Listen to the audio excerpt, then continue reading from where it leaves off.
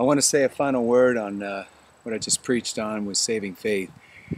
I really would hope we're going to upload those videos to YouTube, and what YouTube does is it only allows you to do 10 minutes or less. So we're going to have to break that message on true and real saving faith, the 4 sections. And I really want you all to see all 4 sections because it wasn't over until the end. So I'm going to have it called Saving Faith 1, Saving Faith 2, Saving Faith 3, and Saving Faith 4. So I'm going to set them up on our website on the videos section and hopefully help you to listen to the whole thing. Not for the sake of me, but for the sake of your never-dying soul. We love you, and we look forward to hearing more about what God's doing in your life in the days to come. God bless you. Good morning. This is Jonathan Keener. I am back down where we are planning to set up a pavilion for worship and for all of the activities that God is laying in our heart to do right now. This is our place of faith. So today, the Lord has shown me that I'm to preach on faith. And I don't think there's a more critical subject in our time than faith. Jesus prophesied that in the last days, when the Son of Man comes in His kingdom, will He find faith? Will He really find faith on the earth?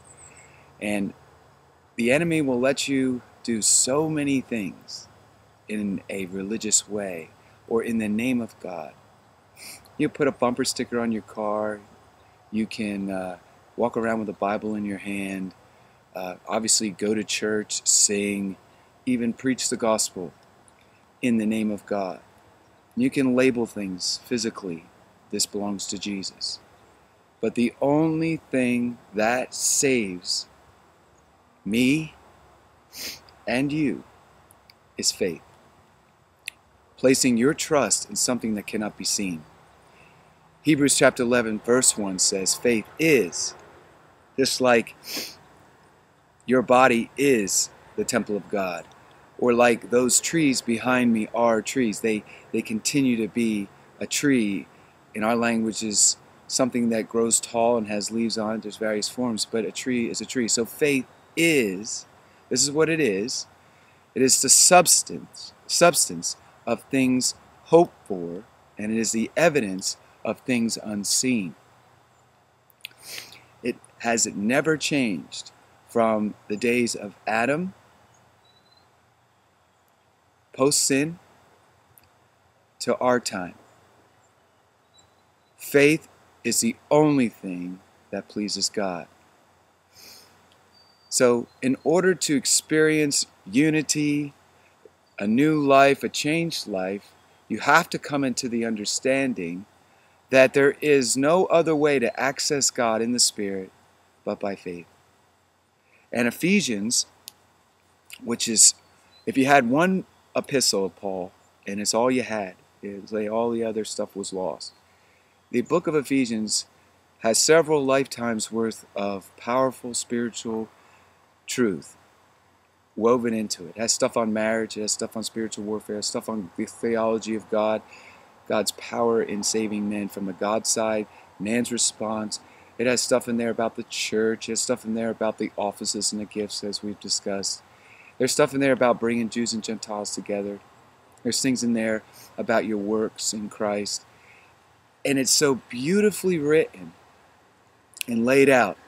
If you could just take the time to study a book of the New Testament, post-gospel, I would take a long look at the book of Ephesians. Ephesians answers a lot of the questions that keep us divided today. It is the book that says one Lord, one faith, one baptism. It is the book that tells us that we are one body and there's one Spirit which accesses one Father. That Jesus Christ is the chief cornerstone, the foundation of all that the apostles said and did.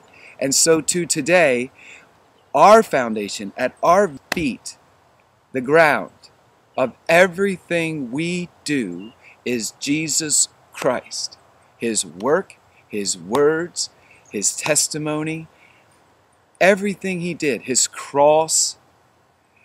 He wanted us from all culture, all nations, all languages to know about this act that he did called laying his life down for his sheep, which includes every human ethnic group, every tongue, every tribe, every nation.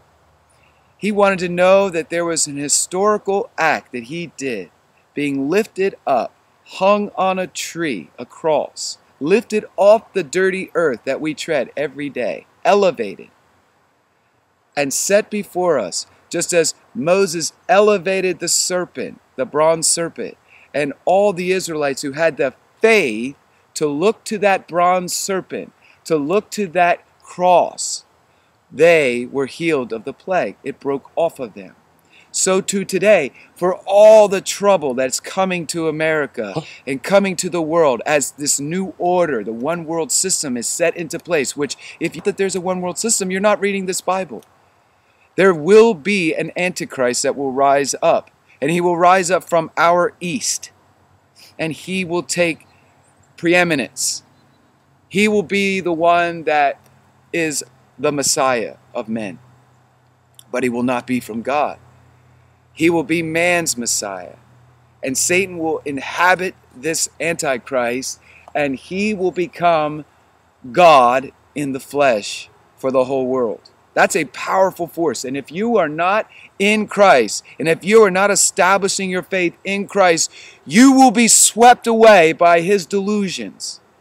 His work is a perfect work. It knows how you think. It knows how churches are run. It knows all the 22,000 plus denominations. It knows how you think. It knows how you talk. It knows what motivates you. So you've got to deal with what motivates you. If you are motivated to go to church for any other reason than to please the Lord, because he wants you there, because he's called you there, because that's where God has told you to inhabit and dwell with him, and you go to enter into his courts and to worship his name, to do his assignments, if there's any other reason to gather with the people that you currently gather with, if you formulated any other subtle thought, ask the Lord to show you, do I have any other reason why I do what I do? Lord, am I trying to impress somebody? Am I going here just because people talk bad about me if I don't go? If I don't have a good excuse? If I don't say I'm sick? Are you excited? Are you thrilled? Are you excited about revelation when you go and gather with the people of God? In your private place, are you meeting with God because you have faith in God?